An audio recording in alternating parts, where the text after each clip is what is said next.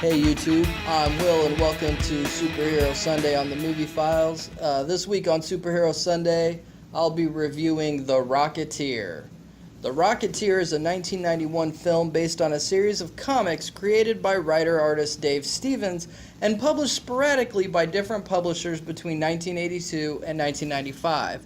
The story revolves around a down-on-his-luck airshow pilot in 1939 who finds a jetpack hidden in a hangar and decides to make use of it to make money as the airshow's next great attraction. Cliff Secord, played by Billy Campbell, is an average Joe without too many cares in the world. He's got a great new plane that is going to make him a fortune on the airshow circuit, and he's got a beautiful girl played by Jennifer Connelly, who is an aspiring actress. All that changes, however, when the FBI chase a couple of mob thugs, one of them played by Star Trek Deep Space Nine's Max Grodenchik, and his shiny new plane is shot down in the crossfire. Outraged, Secord confronts the FBI responsible for the chase and demands they reimburse him for the plane, which they refuse. Everything changes, however, when Cliff finds that the mobsters have stashed a top-secret jetpack in his hangar that would allow him to fly without a plane. His career choice changes from airshow attraction to hero when Malcolm, an old mechanic and former World War I combat pilot, takes Cliff's place when he is late for a show. The plane begins to malfunction and is going to crash. Without really thinking it through, Cliff grabs the jetpack and flies up to save Malcolm. With all the press and spectators around, the Rocketeer is soon on newspaper headlines everywhere.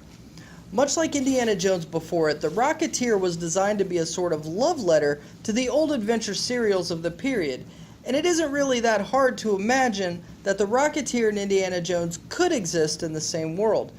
There are many similarities to Indy and the Rocketeer, especially in the overall feel of the two franchises. The Rocketeer was directed by Joe Johnston, who would go on to direct another World War II era superhero film, Captain America: The First Avenger. There's been plenty of talk at Disney ever since their acquisition of Lucasfilm of doing more Indiana Jones movies, and if Steven Spielberg isn't keen on directing again, they really should call Joe Johnston in on it.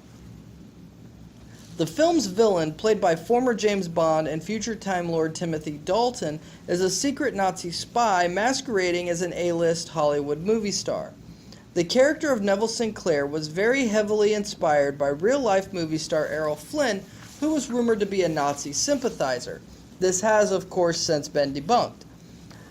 Dalton fills the role of villain nicely.